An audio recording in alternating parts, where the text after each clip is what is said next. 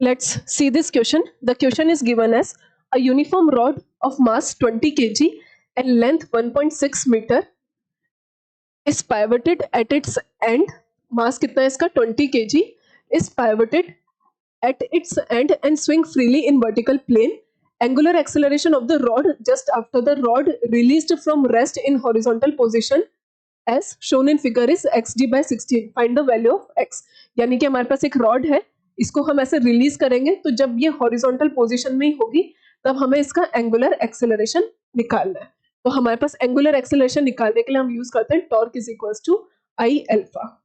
अब हमारे पास यहाँ पे इसका फ्री बॉडी डायग्राम बनाते हैं. तो देखो इसका mg कहीं ना कहीं नीचे लगेगा और ये इसी एक्सिस के अबाउट घूमेगी किसी ना किसी एंगुलर एक्सेलरेशन अल्फा से. तो हम ऐसा बोल सकते हैं torque is equals to I alpha.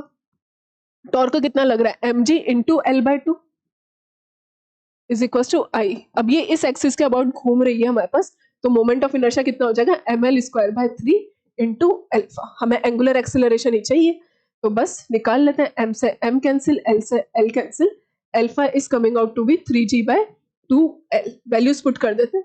g अच्छा 2l ओके. तो ml स्क्वायर बाय 3 सब कुछ सही किया है हमने बिल्कुल. 3g by 2l. l कितनी है हमारे पास यहाँ पे 2 इंटू 1.6. तो इसको हम जब सॉल्व करेंगे तो कितना आ रहा है 3. 1.6 हमने यूज किया तो 30 g बाय 2 इंटू 8 32. कुछ गड़बड़ की है शायद हमने. एक बार कैलकुलेशन फिर से देखते हैं.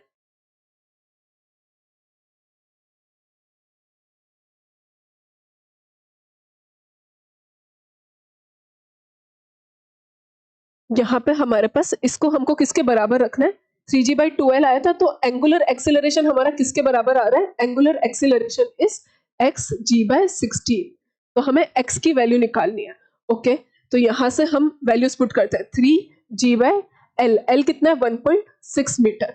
तो 2 into 1.6 is equal to xg by 16. तो ये जब हमने डेसिमल हटाया तो यहाँ पर 10 आ रहा है. तो g से g कैंसिल, 16 से 16 कैंसिल. तो हमारे पास ये कितना आ रहा है 30 by 2 is equal to x. तो x कितना आ गया हमारे पास निकलकर 15. So the answer is 15. तो value of x is 15. Okay तो x की वैल्यू आ जाएगी हमारे पास 15.